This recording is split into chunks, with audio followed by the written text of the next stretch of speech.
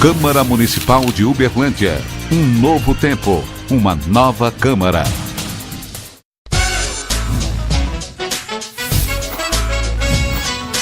Programa Escola do Legislativo. Senhoras e senhores, sejam todos bem-vindos à TV Legislativa. É com prazer que começamos hoje o primeiro programa da série Diálogos Públicos. Nós estamos no plenário da Câmara Municipal, hoje com dois debatedores para este programa que vai discutir os aspectos gerais da reforma política. Estão conosco o doutor Ricardo Viola, mestre em Direito Público, pós-graduado em Direito Tributário pelo IBET e atual coordenador da Escola Superior de Advocacia, Núcleo Uberlândia, e coordenador da pós-graduação da ESANC, professor universitário também da Universidade Pitágoras. Está conosco também o professor universitário Edilson Gracioli, que é professor da Faculdade de Ciências Políticas. Ele é doutor em Ciências Sociais, pós-doutor em Sociologia e professor associado 3 da Universidade Federal de Uberlândia. Também estão convidados para participar conosco a plateia que reúne alunos da Faculdade de Direito da Universidade Federal de Uberlândia e da Faculdade de Direito da ESANC, além de servidores da Câmara Municipal e alunos da Escola do Legislativo. Muito obrigado pela presença de vocês. Bom, começando a falar sobre esse programa, sobre os aspectos gerais da reforma política, esse programa será dividido em 4 blocos. Nós vamos falar neste primeiro bloco, vamos trazer as regras adotadas pelo sistema eleitoral no Brasil. De antemão, começo com o doutor Ricardo, para que fale desse aspecto legal, das regras que são utilizadas hoje no sistema eleitoral brasileiro. Primeiramente, gostaria de agradecer a presença de todos e gostaria de louvar aqui a iniciativa desta casa, de proporcionar realmente a participação política. Eu costumo falar com os meus alunos, a participação política republicana e democrática, Isso é que é importante. Agora há pouco estávamos ouvindo o vereador Márcio Nobre falando do projeto de levar a Câmara dos Vereadores a todas as comunidades, a todos os bairros, realmente levar essa parte ativa do Poder Legislativo diretamente à comunidade. Isso é realmente uma iniciativa também bastante interessante e eu acho que Uberlândia e região só tem a ganhar com todas as iniciativas do Poder Legislativo local. Isso eu realmente louvo e acho extremamente produtivo. Gostaria de agradecer a oportunidade de estar aqui colocando a opinião a respeito de um assunto de extrema relevância que é a reforma política. Aqui nos bastidores estávamos conversando rapidamente e tive a oportunidade de confessar ao Rick que em 1993, há 20 anos atrás, portanto, eu estava ingressando na Universidade Federal de Uberlândia como aluno de graduação e na minha disciplina de Introdução ao Estudo do Direito, meu professor era o promotor de justiça local, o professor Jadir Cerqueira, e ele aplicou um trabalho naquela sala de aula lá. Então, a nossa avaliação era justamente fazermos um debate em torno de 2 grandes temas que eram fortemente discutidos naquela oportunidade. Um era a reforma tributária e o outro era reforma política. Então, olha que interessante, Faz pelo menos, que eu me lembre, 20 anos que discutimos esse tema tão intenso e tão controvertido da reforma política. Mas quem sabe agora, em função de toda a movimentação pública que tem invadido a nossa vida política, a gente consiga levar a efeito as reformas que são necessárias para a promoção da nossa vida republicana. Partindo, enfim, a uma resposta ao que você formulou, Rick, com relação ao sistema atual, nós temos o sistema majoritário para alguns cargos políticos e o sistema proporcional para outros. Então, para os chefes de executivo, federal, estadual, municipal, e para o Senado, nós temos as eleições pelo sistema majoritário. Para os demais cargos, aí estamos no legislativo, tanto no federal, estadual, municipal, nós temos a eleição proporcional. Isso gera uma série de discussões, de modelos, de interferências, e nós vamos tratar de todos esses aspectos durante o nosso debate. No Brasil, com relação ao financiamento das campanhas, nós adotamos um financiamento misto das campanhas, né? Existe a possibilidade de a campanha ser financiada tanto por recursos oriundos da iniciativa privada, tanto de pessoas físicas quanto de pessoas jurídicas, e existe também uma parcela, não sei se reduzida ou não, isso seria um juízo de valor, né? Oriundo dos cofres públicos. De que modalidade? A partir do tal fundo partidário, não é? E também pela concessão de horários gratuitos de televisão, quando da época dos certames eleitorais. Eu poderia dizer que essas são, digamos assim, as linhas gerais do nosso sistema e aquilo que vai nos trazer para maiores indagações durante as nossas conversas. De antemão, já agradeço esse primeiro momento, a participação do senhor, e vou para o professor Edilson Gracioli. Professor, por que esse sistema hoje desagrada tanto a ponto de se pedir uma reforma e se propor mudanças, que nós vamos mais adiante esclarecer um pouco mais sobre elas, mas, por exemplo, como o voto distrital? Por que esse sistema hoje desagrada tanto? O sistema político brasileiro, ele tem se revelado moroso, ineficiente e relativamente impermeável à participação política direta. Os problemas que enfrentamos, eles não decorrem exatamente das configurações do sistema eleitoral, mas de uma morosidade, ineficiência da democracia representativa, tal como temos, e também de uma dificuldade de haver uma maior participação política direta. Eu dou um exemplo.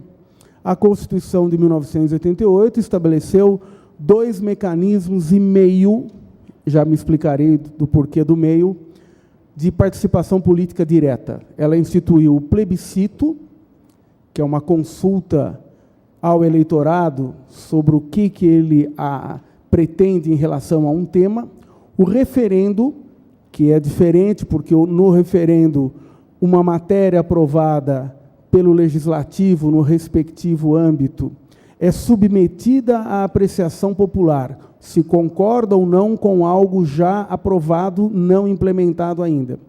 E o meio é porque nós temos a possibilidade do projeto legislativo de iniciativa popular. Ele é uma forma direta de participação política quanto à iniciativa, mas ele requer ainda a intervenção do órgão de representação política, seja uma Câmara, uma Assembleia ou uma das casas do Congresso Nacional. Então, nós percebemos isso. A democracia representativa que temos, ela é tímida, insuficiente, morosa. Nós devemos, portanto, jogá-la na lata do lixo? Não. Este é o sentido de uma reforma política. O que é que se pretende com uma reforma política? Eu entendo que os movimentos pela democratização do país, que vêm dos anos 70 até nós, eles apontam para 3 objetivos que enfrentam a questão, Rick, que você me colocou. O primeiro objetivo de uma reforma política, e que tem a ver com a insatisfação do atual sistema, é exatamente ampliar a participação política direta.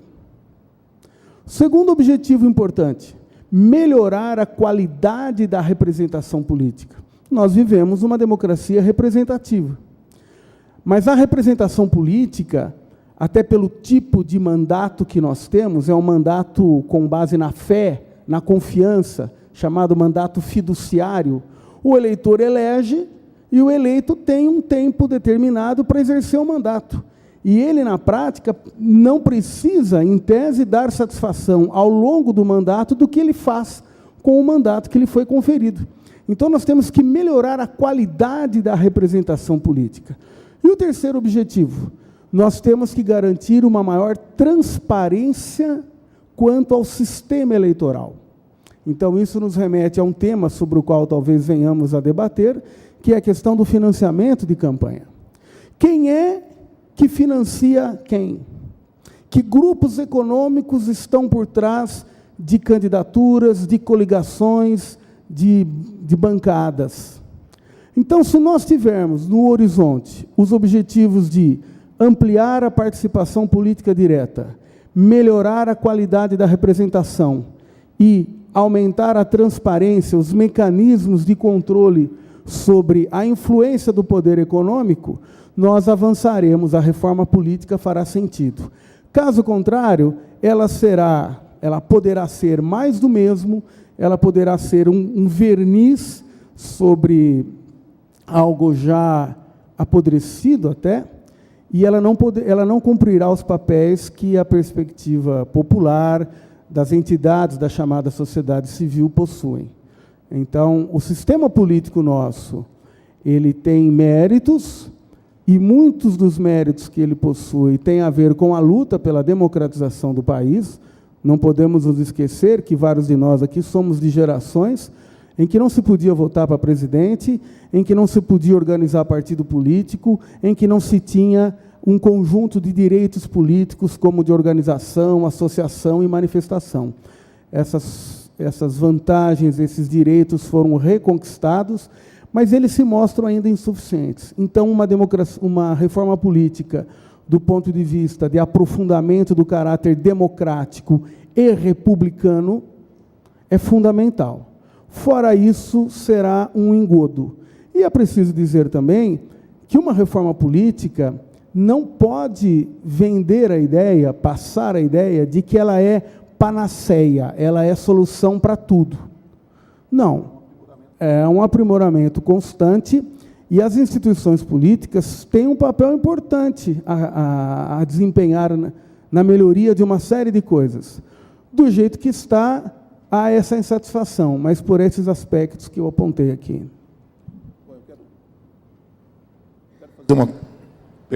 Eu quero fazer uma colocação aqui, e aí eu quero a opinião dos dois sobre isso. O senhor citou que busca-se uma representação direta. O modelo hoje, pergunta para os dois, do ponto de vista legal e do ponto de vista de fazer a análise sociológica política da coisa. O modelo hoje da representatividade direta não está estabelecido, ele não existe, ele não funciona na totalidade?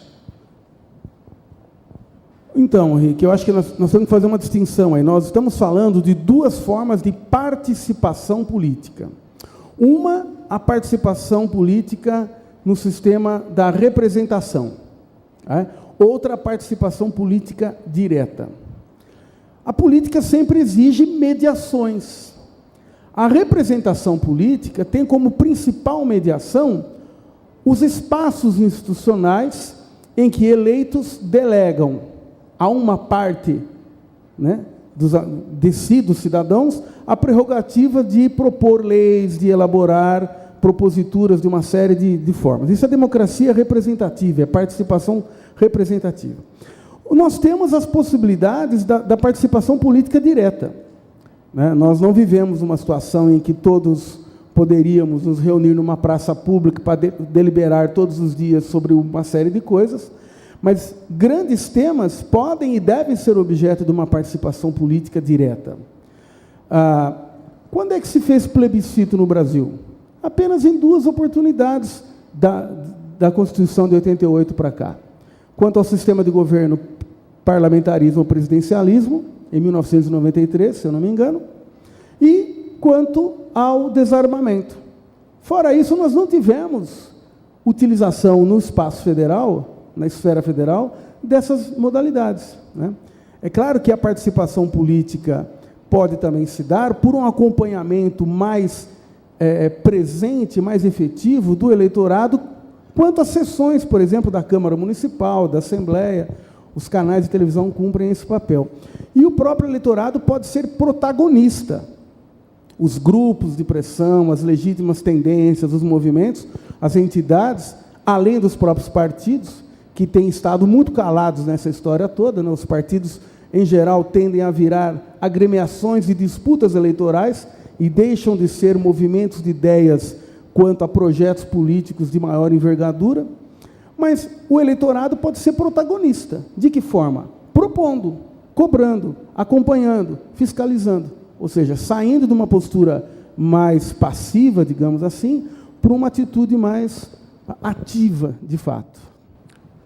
Professor, eu vou até então aprofundar um pouco mais na pergunta para o senhor no âmbito legal. A OAB está encampando uma dessas reformas que está sendo proposta aí. A gente vai falar um pouco mais dela mais adiante.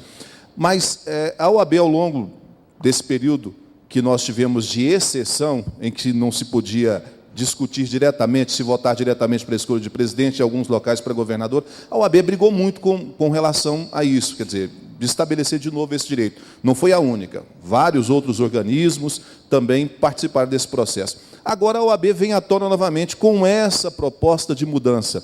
Se a proposta veio, é porque o modelo atual não agrada. A senhora concorda com isso? Concordo, e não poderia ser diferente, na verdade, né? O que nós percebemos considerando aquele dado ilustrativo que eu coloquei, de que em 1993 discutíamos nas cadeiras universitárias o problema da reforma política, e até hoje continuamos. Evidentemente que nesse período aconteceram pequenas alterações pontuais no sistema, vieram ao longo do tempo acontecendo pequenas alterações, todavia não estruturais, não determinantes, da mudança realmente de direção. E o que se percebe é que o legislativo e o executivo, ao longo desse período, acabam por sucumbir aos diferentes focos de pressão na formação de um consenso que nunca acontece. Diante desta situação paradoxal de o legislativo e o executivo quererem fazer a coisa, mas de fato não conseguirem fazer, vamos partir da premissa de que isso é realmente um paradoxo existente, né?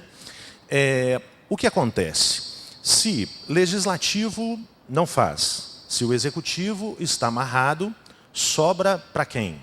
Para o terceiro poder. E aí vem a primeira intervenção do judiciário, que foi promovida justamente pela Ordem dos Advogados do Brasil, com a propositura da ação direta de inconstitucionalidade 4650, onde se discute o problema do financiamento público, do financiamento das campanhas eleitorais. Então, existe uma ação direta de inconstitucionalidade, inaugurada, salvo melhor juízo, em 2011, onde a OAB discute justamente a inconstitucionalidade de dispositivo da legislação eleitoral atinente ao financiamento de campanha. Então, a OAB, querendo movimentar a máquina, socorreu-se do Poder Judiciário e judicializou o problema. Mas apenas judicializar talvez não seja a solução ideal, porque nós sabemos que a possibilidade de atuação do Poder Judiciário na fixação de políticas públicas ou na alteração efetiva do sistema legal a respeito do problema não é a forma mais adequada de alterar o cenário atual